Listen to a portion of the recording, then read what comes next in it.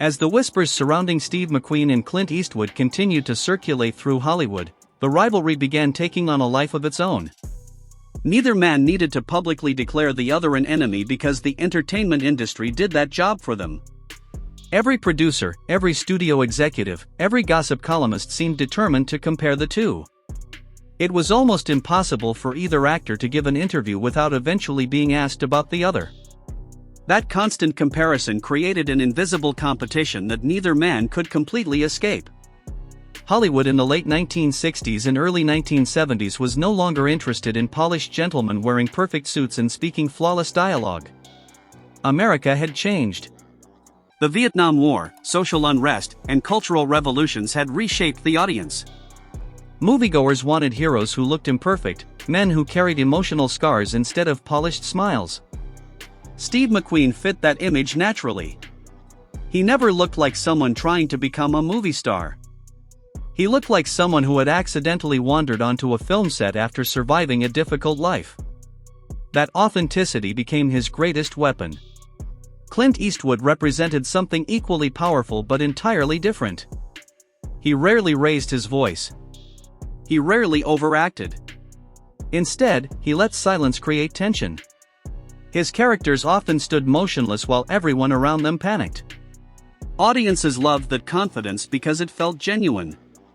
While McQueen's characters exploded with energy, Eastwood's characters controlled the room without saying much at all. Film critics soon noticed something fascinating. Although the actors approached their roles differently, they appealed to almost the exact same audience. Young men admired them. Older viewers respected them. Women found both mysterious in completely different ways. Studios quickly realized that either actor could potentially dominate the action genre for the next decade. Behind closed doors, producers frequently discussed both names during casting meetings. More than once, executives reportedly debated whether a project should go to McQueen or Eastwood. Sometimes contracts fell apart because salaries became too high. Other times, scheduling conflicts made the decision automatically. But every conversation reinforced the belief that these two men occupied the same space in Hollywood. Steve McQueen had become famous for insisting on creative control. If he believed something weakened a script, he was not afraid to challenge directors or producers. He fought for better dialogue, stronger scenes, and sometimes even changes to how the film was marketed. His confidence often bordered on stubbornness, but it also came from believing that audiences expected nothing less than excellence whenever his name appeared on a movie poster. Eastwood approached filmmaking from another angle. Rather than arguing endlessly over creative decisions, he preferred building long-term relationships with directors and studios who trusted his instincts. Eventually, that trust allowed him to direct his own films, giving him a level of independence that few actors achieved during that era. As Eastwood's directing career slowly gained momentum, some people in Hollywood began wondering if the balance of power was changing. McQueen was still one of the biggest stars alive, but Eastwood was quietly becoming something even more valuable. He was turning into a filmmaker capable of controlling entire productions from beginning to end. This shift did not go unnoticed. Entertainment magazines continued fueling speculation by placing both actors on their covers. Headlines constantly asked who was tougher, who was cooler, and who deserved to be called the greatest action star in America.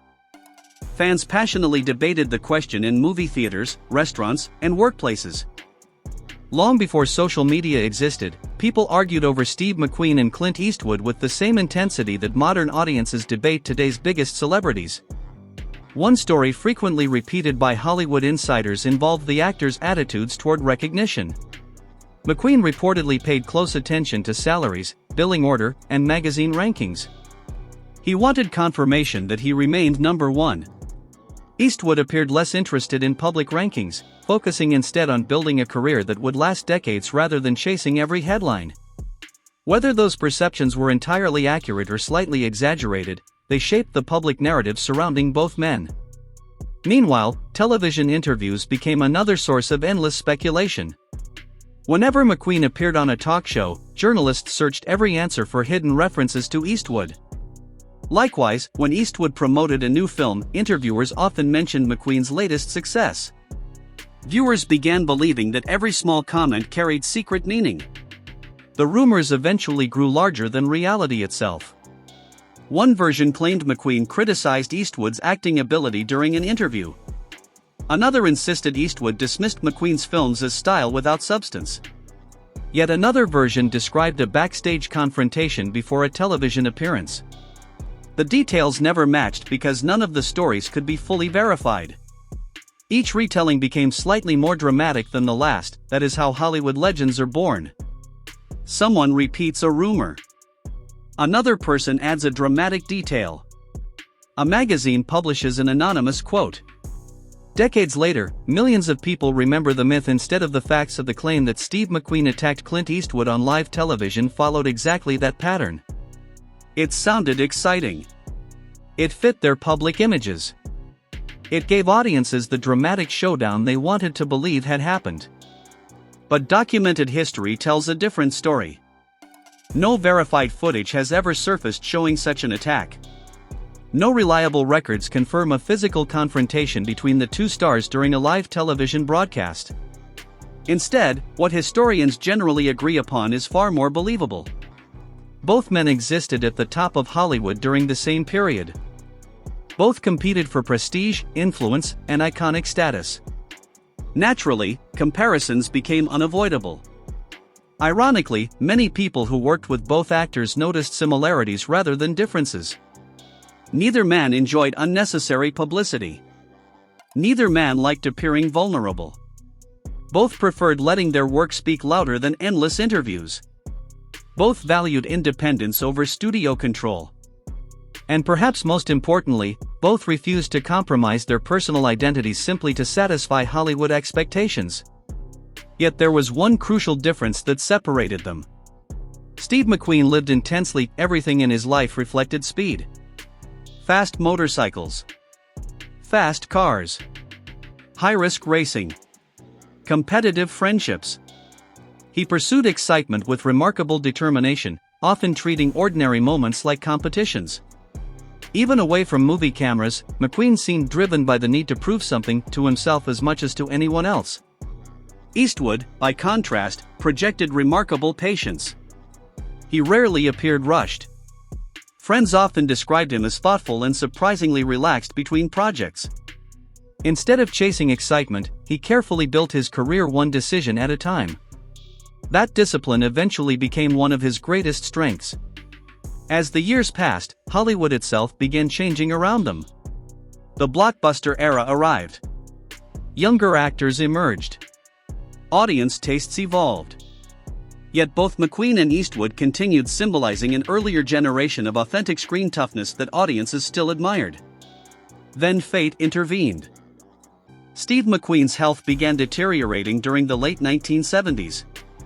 What had once seemed like unstoppable energy gradually gave way to personal struggles and illness.